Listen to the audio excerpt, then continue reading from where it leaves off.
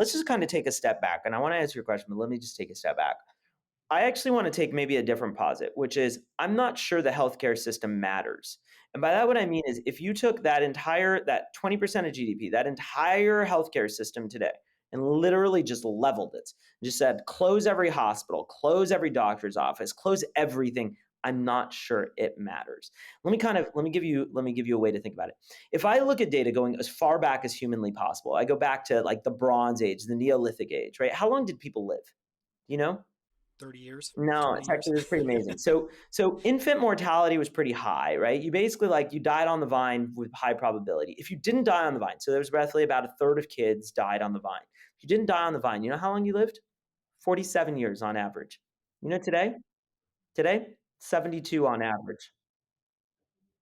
Less than 50% roughly.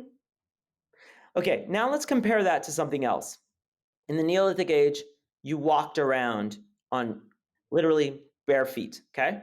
Best in a day, you could walk, 5, 10 miles. A few years later, we created shoes. Actually, about 1,000 years later, we created shoes. Now we could walk 10 or 20 miles.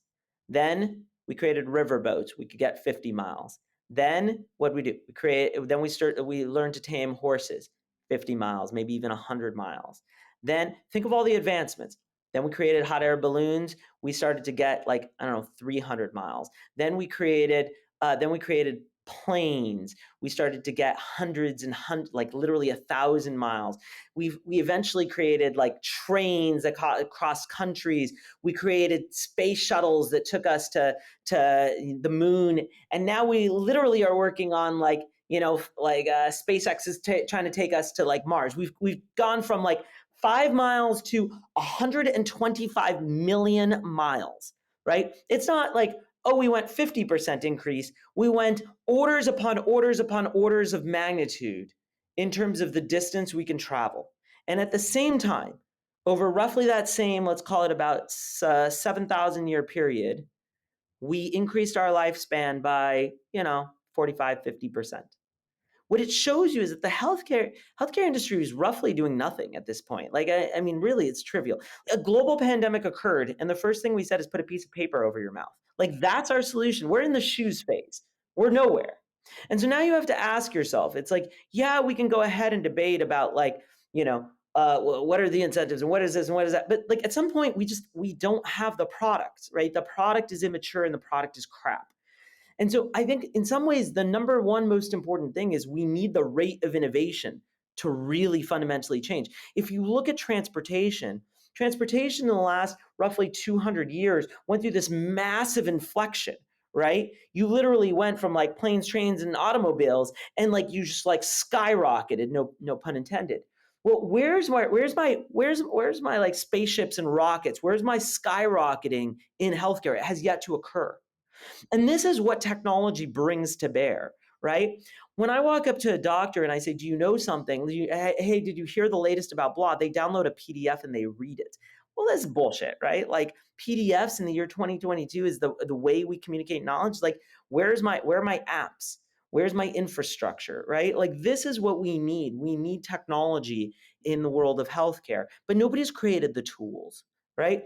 And that's what we want to create it forward, right? We want to create a platform whereby the entire world of healthcare starts working together and the rate of innovation starts going through the roof. Because until we get there, we're never going to get healthcare to go exponential the same way that transportation's got exponential. If I came up to you in ancient Greece and said I'm going to Mexico for a weekend, you'd be like, that's the most absurd thing I've ever said, right? But today, of course, it's like that's a common phrase. And in fact, in 10 or 20 years, going to Mars might be of course I'm going to Mars. Sure, why not, right?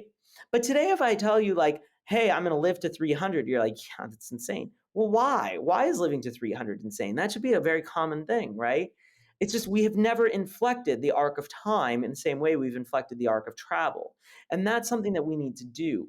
And so I think like where we're really missing the boat right now is fundamentally we have yet to create the tools necessary to truly get healthcare to the point that it needs to be at. And that's the part that I'm most excited by, far more than the incentives, far more than the system that we have today. Now, then you said, okay, but what's the difference between the sick care and the health care? And I think that's important But fundamentally, those become the byproduct of having the right product underneath. Today, you go, when you want health care, you buy a smoothie and you go to Peloton. And when you want sick care, you go to Kaiser. But fundamentally, when I look at all of these, I go, sure, those are great behaviors, but they're all the shitty product. Give me the best product and then go layer those behaviors on top.